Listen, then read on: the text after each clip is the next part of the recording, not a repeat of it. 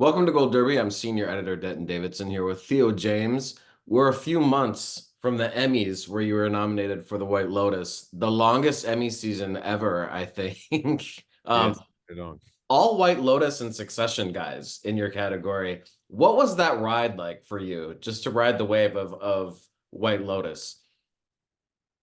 It was really gratifying, really, because I like the people involved. I thought the material was really strong and funny, but also touched on some really interesting, complex social, sexual issues. And I really enjoyed kind of getting into that, as it were, on the press circuit with friends in the cast or with whoever I was chatting to, because I find that whole conceit that Mike built really fascinating. Was it your first time at the Emmys? Yeah, it was. It was, yeah. What do you remember about it? Did you meet anyone that you didn't expect to, or that was Uh, exciting? it was fun. I didn't really know what to expect. I think now if I were to ever go again, I would be more relaxed when I was sitting in the seat, because every time a camera was near me, I assumed I would be on camera, but actually in reality, no one gives a shit. It's like a 2 seconds of you on camera, but anytime a camera was there, and the show's like 4 hours long, I was like, pretending I was watching every single morsel of what was going on. So I'd probably be more relaxed. But no, it's fun. I mean, it's fun to go with Megan and Leo and Will and kind of finish the show in a way. It had a long gestation because of, obviously, as we know, the strikes and how the Emmys got pushed. But it was nice to kind of finish it off together and have drinks and say goodbye to it. Well, you've had this great build up in your career. Cameron was this like cocky American sort of frat bro type. And then in The Gentleman, Eddie is not like that at all. He's very proper, an aristocrat, a captain in the military, and he's on the straight and narrow, at least in the beginning. What interested you to go in this direction? And that has to be fun for you to just take on a completely different role. Yeah, I wanted to do what appealed to me about it. I wanted to do the opposite of Cameron. Cameron is larger than life, high energy. To me, he represented America, Americana. You can do anything, you can build anything. Um, he's duplicitous but charming. Eddie is the opposite. He's British isms kind of summed up in many ways. He's um, tactical, very quiet, deep-seated in old school British tradition. So I like the paradox between those two characters. Even in body language, he's drinking it all in. Eddie is the opposite. He's very focused. He's economical with his movement. He pauses before he speaks a lot of the time because he's assessing and listening. Class Britishism, sending that up in its funniest way was tantalizing to me. I'm British. Class is this deep-seated part of British culture.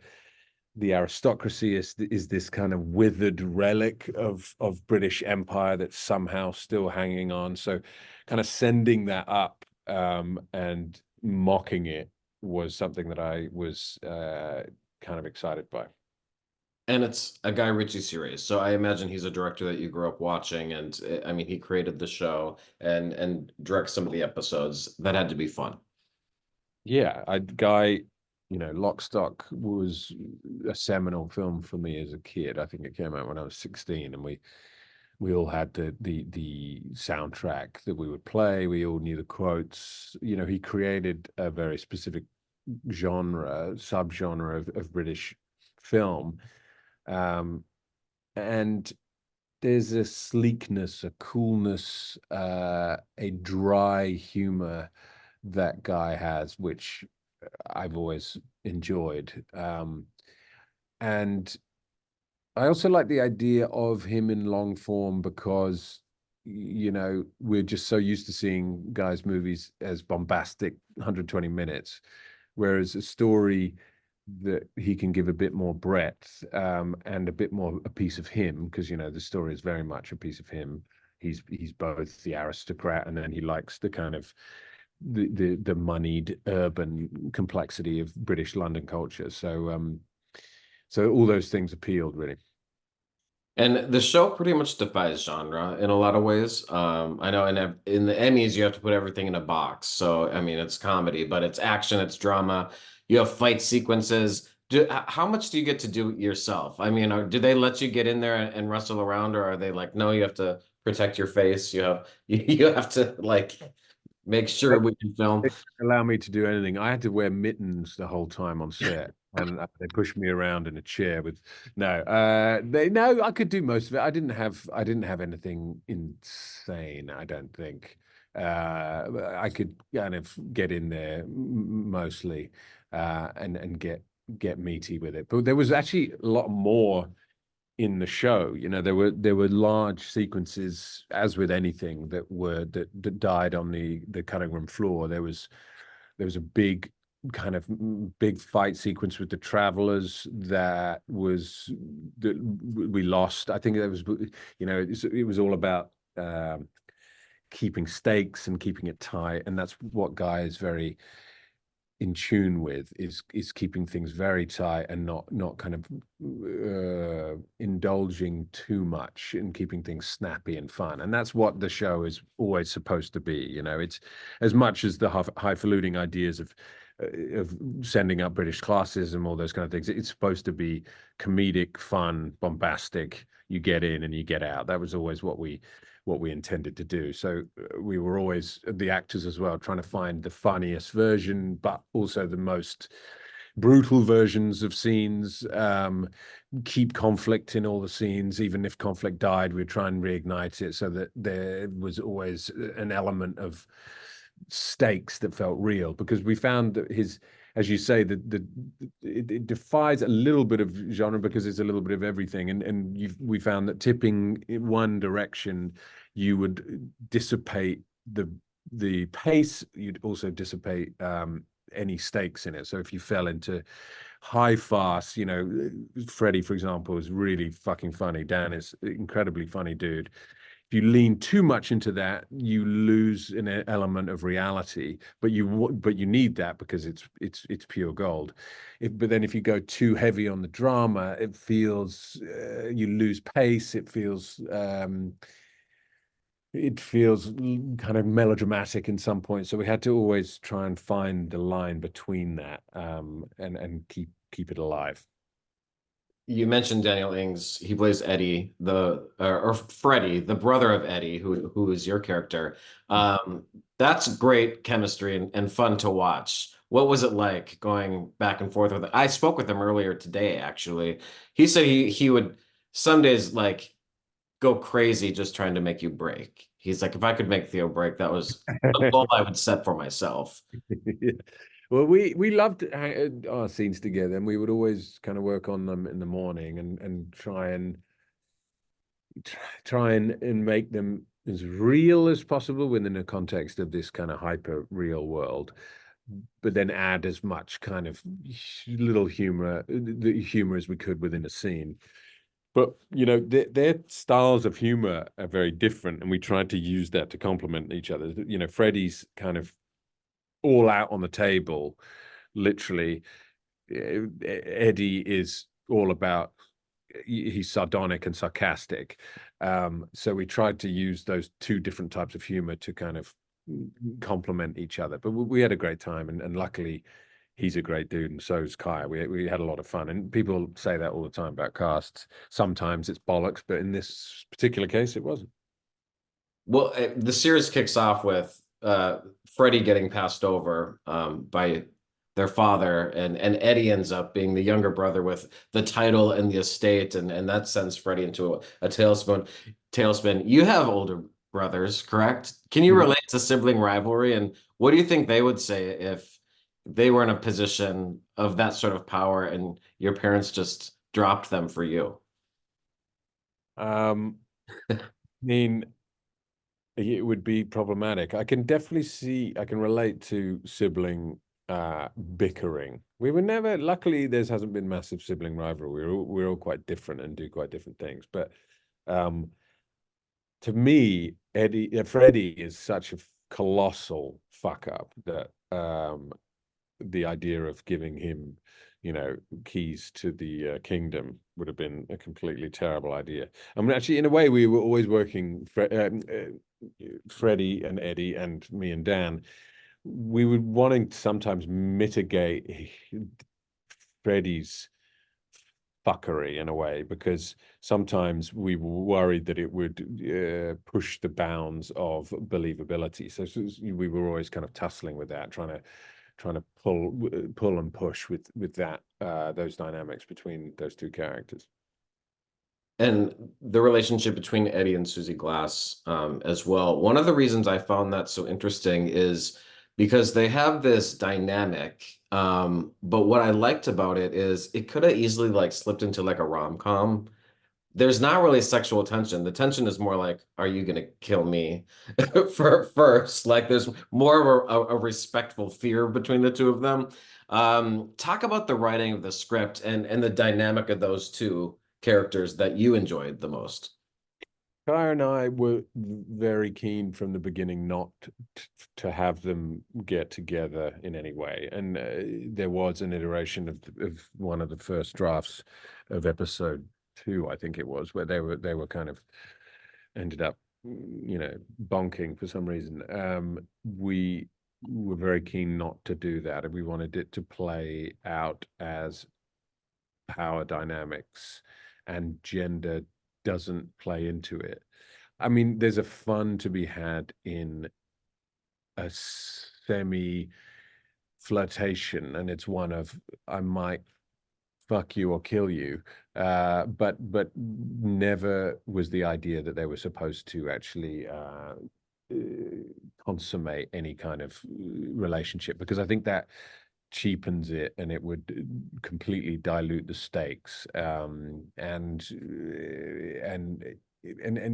Guy similarly was never hugely keen on that. So I'm glad that we kept that dynamic, because I think it's a little bit different to what you're used to seeing. You also got to have some sort of verbal sparring with Jan Carlo Esposito, one of my favorites. He's a class act. So, what was it like to work with someone like that who has such longevity in his career? Great casting to get him in that role. I love him. I love his ability to do absolutely nothing but convey so much. I mean, he has this, and we've seen it in various different roles he's played, but I loved being opposite him and see the deadpan dark across his face. It's so brilliant and so unique. And then beyond that, he can be filled with color, and there's a little bit of him in that character. He dresses very beautifully. He's a man of the high taste and class. So I think he identified with that character a lot. Also, the conceit again is interesting. It's the very wealthy, classy American coming into Britain and wanting to acquire a piece of aristocracy almost to legitimize himself, even though he doesn't need to be legitimized. There's a strange fascination that we have with the British Empire and the British aristocracy, and somehow what that represents in terms of high class, for better or worse. What was the most difficult aspect of Eddie to tap into and sort of take him on this arc of someone who is this captain in the military to by the end he's sort of digging, being a mobster a little bit. I feel like he's starting to like things a little violence. I think, playing with his morality was tricky, because he is, he's supposed to be someone we identify with, a good, or at least a moral person, and then his morality gets tested. And how does he come out of that test? I always wanted him at the end of season 1, and who knows what the future holds. But for him to have gone deeper down into the deadly darkness of amorality.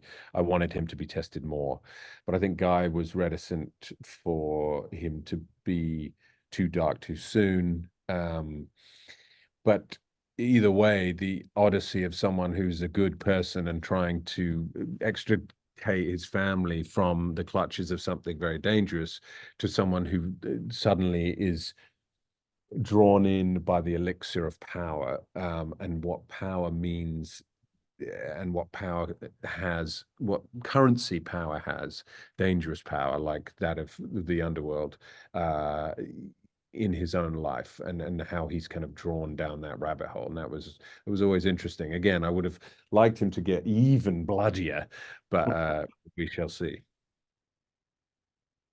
It's there's so much to look at in this series. One of the things that I hope gets attention as people are watching is the costume design, the production design, because it's really masterfully done all around. What is it like to step into that world, the cars that you get, that people get to play around in and are fun? And what's that like to step into that world, and how does that help you get into character when you see that around you?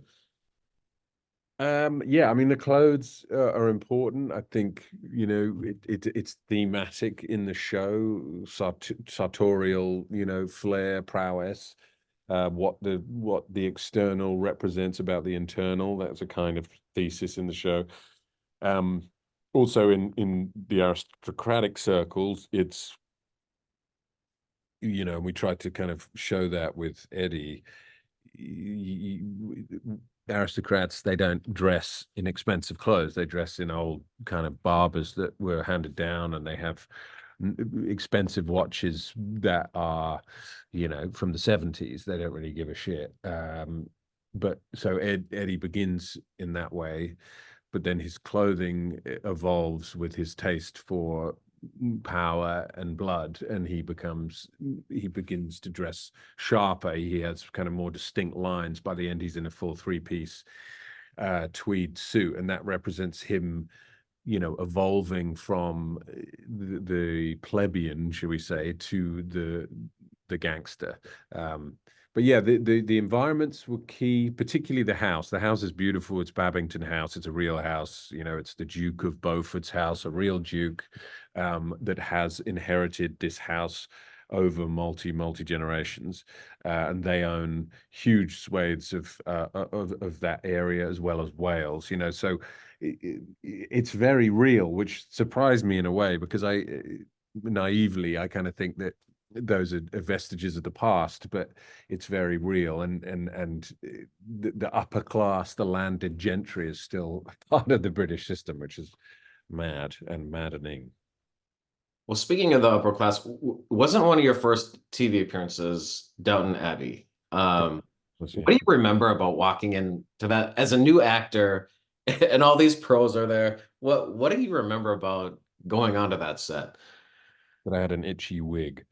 Uh, I um I remember it being very beautiful. I mean, again, there's a romance to it. That's why these shows are popular. You know, there's a romance to the size of these estates, the meticulously built and procured houses and land around them. I think they're beautiful, and they're a window into a different time that doesn't exist anymore. Um, but it's, you know, you feel you feel disconnected to it, really, because it's a reality that most people barely touch or barely interact with. But that's why, again, to repeat myself, I think it's fascinating that this exists. You know, aristocracy in Britain, barons, aristocrats who have landed gentry, it still very much exists, and it's still very real, and that is quite mind-boggling. And getting into the business in your mid 20s, was that, I mean, a shift for you? Was it something you always wanted to do, or did that come late? I mean, some people, I mean, Kaya started when she was 14. When did you realize this was the career path you wanted to be as an actor? When I had so much debt that I was going to go to jail. Uh, I know I kind of slightly fell into it. I always wanted, I would like performance, but I always like music more. But I had a girlfriend who was auditioning for these, you know, post-university. I was a little listless, but pursuing the music thing naively. And she was, you know, auditioning for these kind of drama schools, and that's the system in Britain. So I ended up auditioning for the Old Vic and going in that route. And then I did that for a couple of years, and it's very stage based, and that was my entry into the world really in my mid-20s. Yeah. And I've enjoyed it, but it was definitely an adjustment because I'd never done screen, I'd never been on a set, I had no experience or in way into the industry in any way. So when I first started, you know, on screen, I remember kind of shouting at the other person on camera. They're like, "Dude, you need to tone it down." So it was a learning curve, for sure. Someone going through that on The Gentleman, around the same age as Michael Vu, who I think is so great on this show. Right. He made me laugh. What was it like working with him and seeing someone like that go through their first experience on a show that you're leading now? He's a very warm-hearted guy and, you know, genetically gifted. I think we're the same age. We're like 40, but he looks, you know, about 15 somehow. Um, he's a great guy and a natural comedian. And I loved everything that he did. And it was really refreshing to see him just take to it, like, you know, like a duck to water. He will continue to do great things, I have no doubt. And no official word on season two. It ended well. I mean, if it ends where it ends, I feel like there was closure. Or if Guy decides maybe he wants to go for a season two, would you be interested? I think the key is finding a story, because if you're going to re-enter this world again, you don't, you know, you've established the characters, you've established the stakes, but you don't want to re-enter it for the sake of it, i.e., more japes, you know, going on some kind of missions together. You need the fun, the electric, bombastic, you know, anarchy, but you also need a really good central narrative through line. And I think that would be the key. If there's a reason to tell the story, then I think it's worth doing. But without that, then I think it's better left as one. Yeah. Well, congratulations. It's a great show. And hopefully we see you back at the Emmys. That would be fun. We shall see. Who knows? But either way, it was great to do the show, and it's really good to chat to you, man. Thank you. All right. All right. Thanks. Bye bye.